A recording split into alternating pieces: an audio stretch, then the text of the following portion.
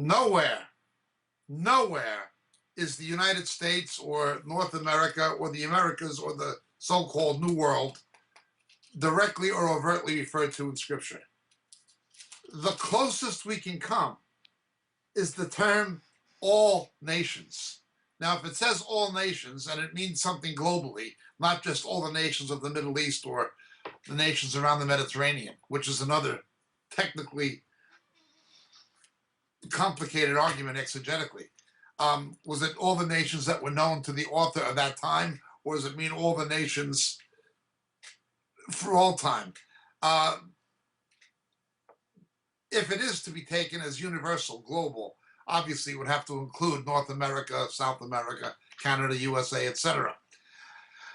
There's also a belief that some have of the lions and the young lions, that the young lions are the nations of the English-speaking world that came from Great Britain.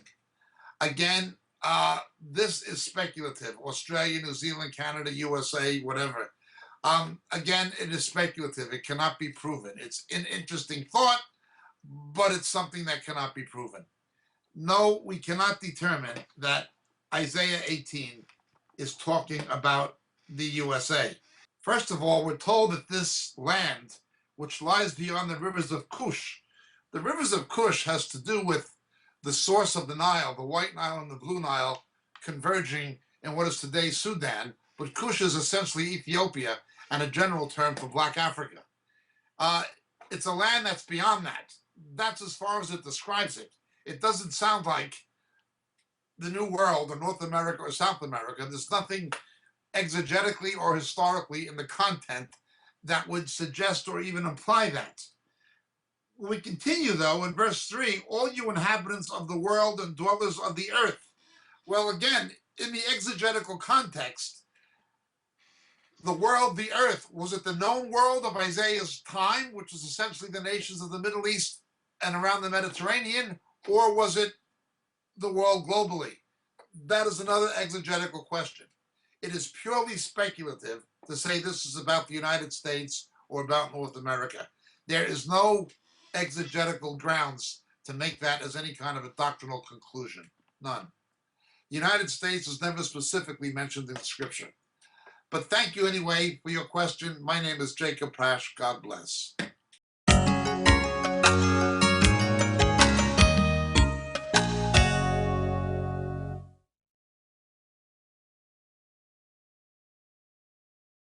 Blessings, dear friends. Greetings in Jesus. This is your friend Jacob Prasch speaking to you at the moment from the UK. You know, so many of the questions we get in our Roku broadcasts and on our Vimeo clips and on YouTube deal with subjects that we deal with much more extensively in our books. We can't, for the sake of brevity, go into the kind of depth in a TV broadcast we can actually go into in a book. But so many of the questions come from material that are expounded in the books on a much more broader scale that it's almost frustrating sometimes that we can't spend hours and hours answering the questions that are given to us. Obviously, practicality dictates that's not a possibility. The books are there. They're available. They're available in print through the Moriel catalog on the Moriel website, moriel.org.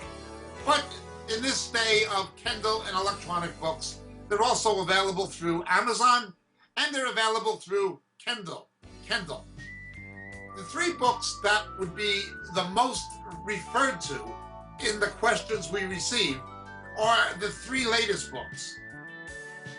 The first being The Dilemma of Laodicea. The Dilemma of Laodicea. It's an exposition of the seven churches in Revelation, culminating with the final two churches, Philadelphia and Laodicea particularly, setting the stage for the return of Jesus. The Dilemma of Laodicea would be the first. The second would be Shadows of the Beast. Shadows of the Beast. How the coming Antichrist, how his identity will be revealed to the faithful church. The rapture will not happen, absolutely not happen, until the faithful church knows who the ultimate beast of Revelation is. That is the Antichrist and also the false prophet.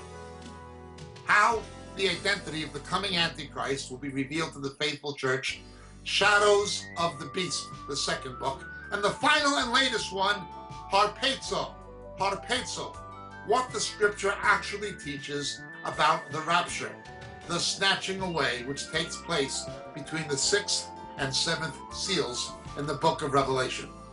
So these 3 books, The Gem of Laodicea, Shadows of the Beast, and Harpazo, all available in the Memorial Catalog, all available through Amazon, and all easily available electronically by Kindle. Thank you so much, dear friends. God bless. May Jesus be with you.